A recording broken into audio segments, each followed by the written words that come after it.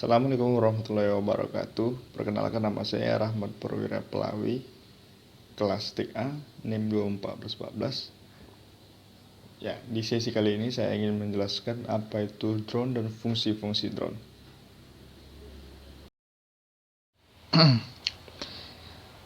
Drone adalah istilah yang digunakan untuk menyebut sebuah kendaraan terbang tanpa awak. Pada awalnya, drone hanya sebuah fasilitas yang digunakan oleh pihak militer. Namun, kini semua orang bisa menggunakan drone untuk berbagai keperluan sebagai kendaraan tanpa awak ataupun yang lainnya. Drone memiliki komponen atau bagian penyusun yang terhubung satu sama lain. Bagian-bagian drone ini memiliki peran dan fungsi tersendiri, hingga alat ini bisa terbang sesuai fungsi yang diinginkan oleh penggunanya.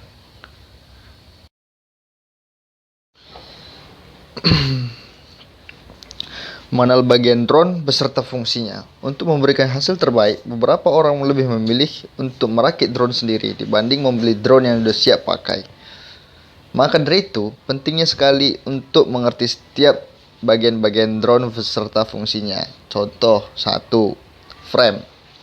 Frame adalah kerangka utama dari sebuah drone. Umumnya, kerangka drone terdiri dari dua jenis, yaitu kerangka 4 motor dan kerangka 6 motor. Pada jenis kerangka 4, setiap motor saling terpasang menyerupai tanda plus atau huruf X. Drone 4 motor biasanya memiliki panjang diagonal 450 atau 330. Namun, ada pula yang ukurannya lebih kecil. Ya, nomor 2-nya motor. Drone memiliki motor penggerak, yaitu bagian-bagian motor drone yang sangat penting mendorong rotasi baling-baling.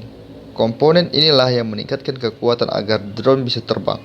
Jumlah motor pada drone pasti selalu sama dengan jumlah baling-baling.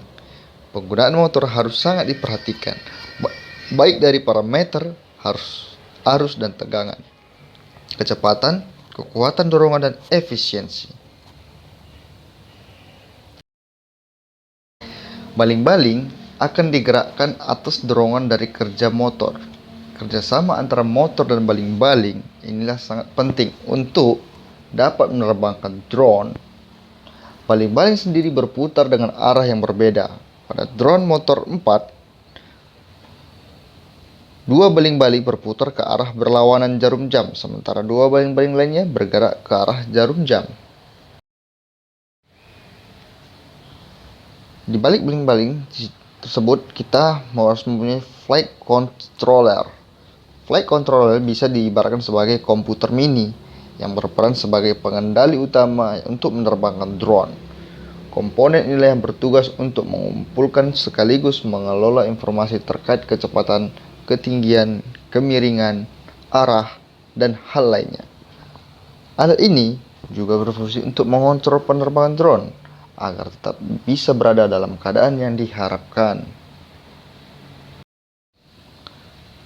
Selain itu, kalian juga memerlukan namanya radio controller atau RC. Untuk mengendalikan drone 4 motor, dibutuhkan suatu pengendali jarak jauh menggunakan frekuensi radio. Nah, pengendali inilah dinamakan dengan radio controller. Pengendali ini membutuhkan receiver sebagai penerima dan transmitter sebagai pemancar. Receiver dipasang pada drone serta langsung terhubung dengan flight controller.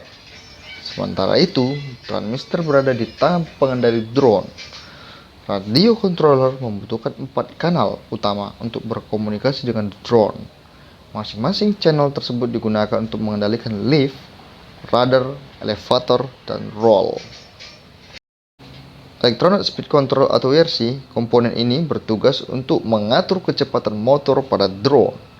Cara kerjanya bermula saat flight controller memberikan sinyal untuk meningkatkan kecepatan.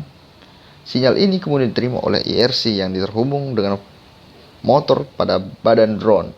Jadi, fungsi ERC di sini untuk menerjemahkan sinyal yang dikirim oleh flight controller untuk mengurangi atau menambah daya sebuah motor pada drone yang terhubung dengannya. Drone tentu tidak lengkap tanpa adanya baterai. Komponen ini berperan sebagai sumber daya bagi drone. Baterai memasuk energi melalui kabel distribusi listrik. Jenis baterai yang paling umum digunakan adalah LiPo atau lithium ion polymer yang setiap sel memiliki nominal daya sebesar 3,7 volt. Semakin besar ukuran drone, maka semakin besar pula daya baterai yang dibutuhkan untuk bisa menggerakkan motor-motornya. Setidaknya dibutuhkan sekitar 2-6 sel pada baterai drone, yang artinya membawa daya listrik sebesar 7,4 sampai 22,2 volt. Ya, untuk bagian terakhir yaitu kamera. Jika pengguna drone difungsikan untuk mengambil video syuting, maka harus ada kamera yang melekat pada badan drone. Biasanya, kamera yang digunakan untuk tujuan fotografi atau videografi menggunakan drone adalah kamera GoPro yang berkualitas. Namun, bisa juga menggunakan kamera mirrorless yang bisa menghasilkan gambar lebih berkualitas. Itulah bagian-bagian drone beserta tugas dan fungsinya. Setiap komponen drone tentunya saling bekerja sama untuk bisa menerbangkan drone sesuai dengan keinginan dan kebutuhan pengendali, karena setiap komponen memiliki peran yang penting. Ya, itulah fungsi drone yang saya jelaskan tadi. Kurang dan terlebihnya saya mohon maaf. Assalamualaikum warahmatullahi wabarakatuh.